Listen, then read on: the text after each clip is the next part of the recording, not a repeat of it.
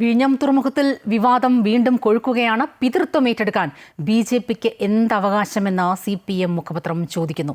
രാജീവ് ചന്ദ്രശേഖർ വേദിയിൽ ഇരിപ്പിടം തരപ്പെടുത്തിയത് പിൻവാതിലിലൂടെയെന്നും മുഖപത്രത്തിൽ പറയുന്നുണ്ട്. ദേവിക ചേരുകയാണ് ഏറ്റവും പുതിയ വിവരങ്ങളുമായി. ദേവിക, കമ്മീഷനിങ് കഴിഞ്ഞ് ഏതാണ്ട് 24 മണിക്കൂറോളമാകുന്നു. ജനങ്ങളുടേതാണ് വിഴിഞ്ഞം എന്ന് പലതവണ ആവർത്തിക്കുകയും ചെയ്തു മുഖ്യമന്ത്രി പിണറായി വിജയൻ. ഇപ്പോൾ വീണ്ടും CPM മുഖപത്രത്തിൽ ഇത്തരത്തിൽ ഒരു ചോദ്യങ്ങളും മറ്റും വന്നിരിക്കുന്നു. വിശദാംശങ്ങൾ. സ്വപ്ന, ഈ തുറമുഖത്തിന്റെ ക്രെഡിറ്റിനെ ചൊല്ലിയുള്ള അവകാശവാദങ്ങൾ ഈ ഉദ്ഘാടന ദിവസം മുതൽ കൊടുമ്പിരി കൊള്ളുകയാണ്.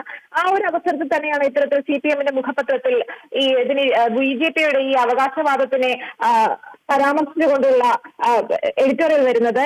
8,686 കോടി രൂപ ചെലവ് വരുന്ന ഒന്നാം ഘട്ടത്തിൽ 818 കോടിയുടെ വയബിലിറ്റി ഗ്യാപ് ഫണ്ട് മാത്രമാണ് കേരളത്തിന് ഈ വിഴിഞ്ഞം പദ്ധതി യാഥാർത്ഥ്യമാക്കാനായി കേന്ദ്രം അനുവദിച്ചതെന്ന് ഇതിൽ പറയുന്നുണ്ട്. ഇതിൽ ആവശ്യമായ മൊത്തം തുകയുടെ 9% മാത്രമാണ് ഈ വയബിലിറ്റി ഫണ്ടായി അനുവദിച്ചത്. ഇത് തന്നെ വായ്പയായിട്ടാണ് നൽകിയിട്ടുള്ളത്.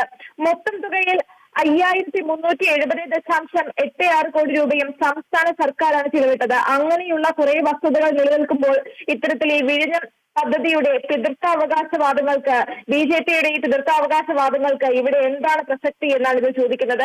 വിഴിഞ്ഞം യാഥാർത്ഥ്യമാക്കിയതിന് പ്രധാനമന്ത്രിക്ക് നന്ദി പറയുകയാണ് BJP പ്രവർത്തകർ. അവർ വളരെയധികം സന്തോഷപരമായിട്ടുള്ള പ്രകടനങ്ങളൊക്കെ കാഴ്ചവെച്ചിരുന്നു. എന്തായാലും ഇത്തരത്തിൽ ഈ സ്വയം പരിഹാസ്യരാകാൻ കച്ചുകെട്ടിറങ്ങിയ BJP സംസ്ഥാന പ്രസിഡന്റ് രാജീവ് ചന്ദ്രശേഖർ പിൻവാതിലിലൂടെയാണ് ഈ ഉദ്ഘാടന വേദിയിൽ ഇരിപ്പിടം തരപ്പെടുത്തിയതെന്നാണ് ഇതിൽ പറയുന്നത്. സ്വപ്ന.